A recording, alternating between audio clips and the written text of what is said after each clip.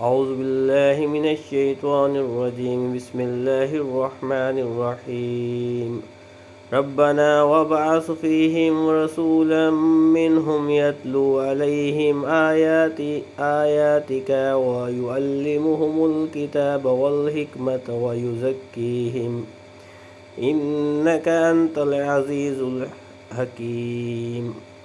ترجمہ: اے رب ہمارے اور بھیج ان میں ایک رسول انہی میں سے کہ ان پر تیری آیاتیں تلاوت فرمائے اور انہیں تیری کتاب اور پختہ علم سکھائے اور انہیں خوب ستھرا فرماوے، بے شک تو ہی ہے غالب حکمت والا۔ تفسیر: ربنا وابعث، اے ہمارے رب اور بھیج۔ حضرت ابراہیم اور حضرت اسماعیل علیہ السلام کی یہ دعا سید الانبیاء صلی اللہ علیہ وآلہ وسلم کے لیے تھی۔ خانہ کعبہ کی تعمیر کی عظیم خدمت بجا لانے اور توبہ استغفار کرنے کے بعد حضرت ابراہیم اور حضرت اسماعیل علیہ السلام نے یہ دعا کی کہ یا رب عز و جل، اپنے حبیب نبی آخر الزماں صلی اللہ علیہ وآلہ وسلم کو ہماری نسل میں ظاہر فرما اور یہ شرف ہمیں عنایت فرما۔ یہ دعا قبول ہوئی اور ان دونوں بزرگوں کی نسل میں حضور پرنور صلی اللہ علیہ وآلہ وسلم کی تشریف آوری ہوئی۔ امام بغوی نے ایک حدیث روایت کی کہ حضور اکرم صلی اللہ علیہ وآلہ وسلم نے فرمایا، میں اللہ تعالیٰ کے نزدیک خاتم النبیین لکھا ہوا تھا، حالانکہ حضرت آدم علیہ السلام کا خمیر تیار ہو رہا تھا۔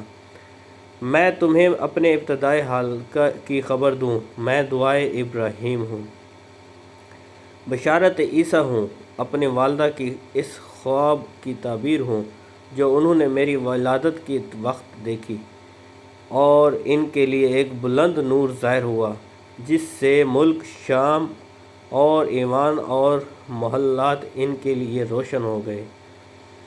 اس حدیث میں دعائے ابراہیم سے یہی دعا مراد ہے جو اس آیت میں مذکور ہے۔ اللہ تعالیٰ نے یہ دعا قبول فرمائی اور آخر زمانہ میں حضور سید الانبیاء محمد مصطفیٰ صلی اللہ علیہ وآلہ وسلم کو مبعوث فرمایا۔ وَيُعَلِّمُهُمُ الْكِتَابَ وَالْحِکْمَةَ، اور انہیں تیری کتاب اور پختہ علم سکھائے۔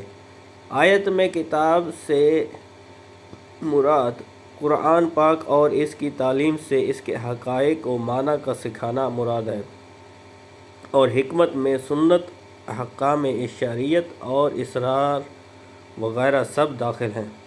حضرت ابراہیم علیہ السلام نے حضور اقدس صلی اللہ علیہ وآلہ وسلم کے متعلق بہت سی دعائیں مانگی جو رب تعالیٰ نے لفظ بلفظ قبول فرمائیں۔ حضور پرنور صلی اللہ علیہ وآلہ وسلم مومن جماعت میں مکہ معظمہ میں پیدا ہوئے، رسول ہوئے، صاحب کتاب ہوئے، آیات کی تلاوت فرمائی، امت کو کتاب اللہ سکھائی، حکمت عطا فرمائی، ان کے نفسوں کا تزکیہ کیا، اسرار الہی پر مطلع کیا۔ آیت وَيُعَلِّمُهُ الْكِتَابَ وَالْحِکْمَةَ سے معلوم ہونے والے مسائل۔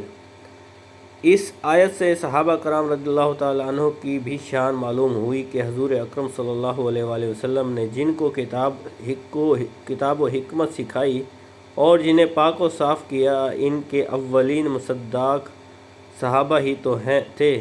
نیز یہ بھی معلوم ہوا کہ پورا قرآن آسان نہیں، ورنہ اس کی تعلیم کے لیے حضور انور صلی اللہ علیہ وآلہ وسلم نہ بھیجے جاتے۔ جو کہے کہ قرآن سمجھنا بہت آسان ہے، اسے کسی بڑے عالم کے پاس لے جائیں، 15 منٹ میں حال ظاہر ہو جائے گا۔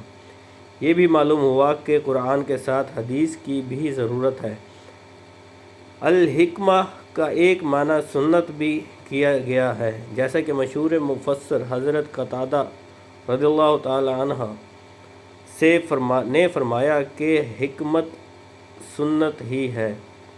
وَيُزَکِّیہم، اور انہیں خوب پاکیزہ فرماوے۔ ستھرا کرنے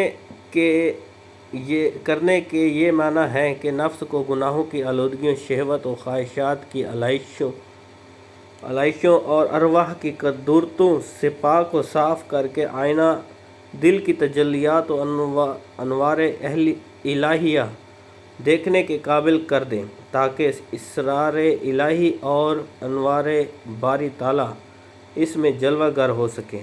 تمام غوث، قطب، ابدال، اولیاء، صوفیاء،